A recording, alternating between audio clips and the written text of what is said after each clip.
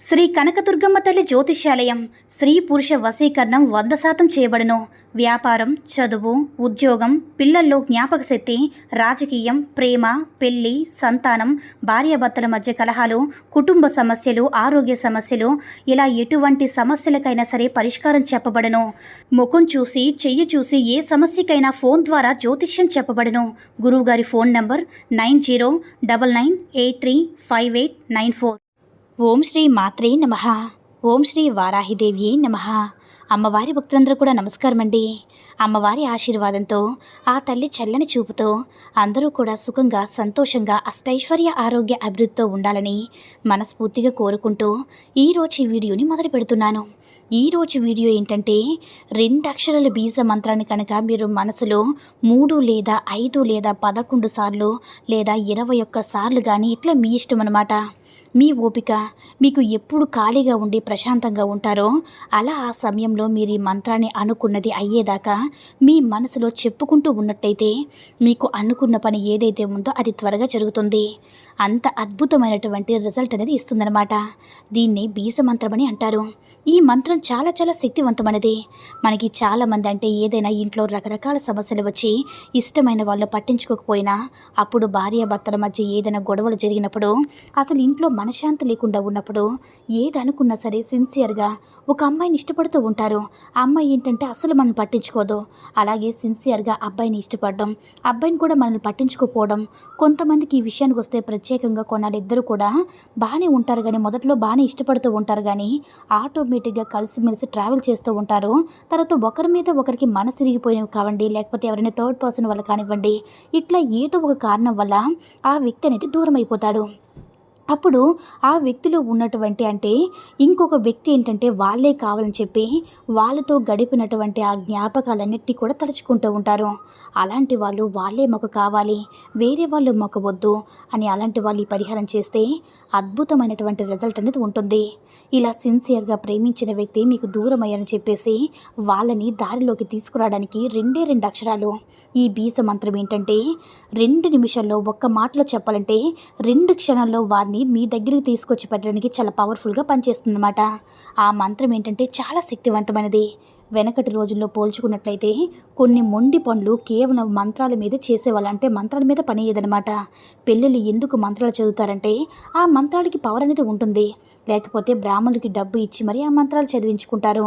ఎందుకంటే ఆ మంత్రాలు అనేవి అద్భుతమైనటువంటి శక్తులు కలిగి ఉంటాయి కాబట్టి ఏదైనా దోషాలు ఉంటే తీసేయడానికి శక్తివంతమైన రిజల్ట్ అనేది ఇస్తుందన్నమాట. అయితే దీన్ని మనం కొన్ని నియమాలతో చేసుకోవాలి.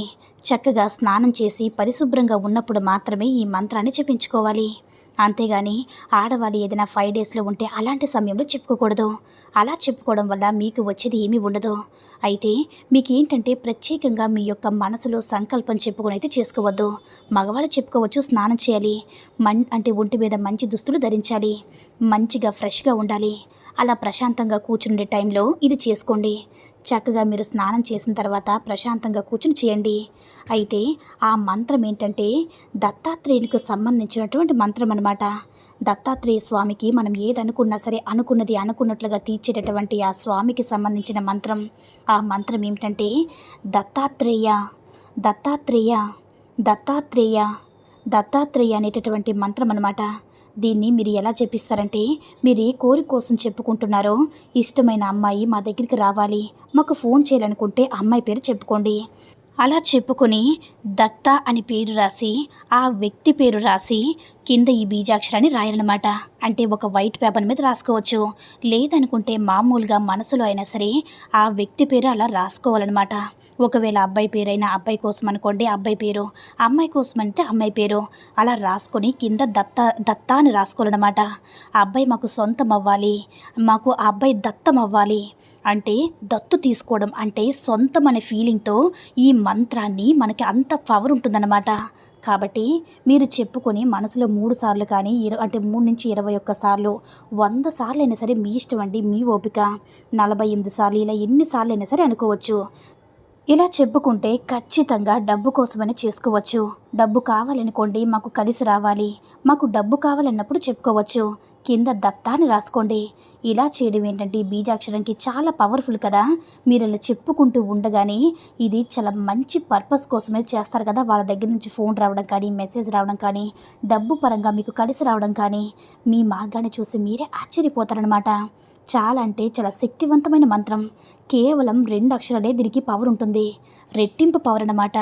కాబట్టి ఇద్దరు మనసులు కలపడం కోసం మీరు ఎవరైతే సొంతం అవ్వాలని ఎవరి కోసమైతే మీరు ఆరాటపడుతున్నారో వారి కోసం ఈ యొక్క పరిహారం చేసుకుంటే తప్పకుండా మంచి రిజల్ట్ అయితే పొందుతారు.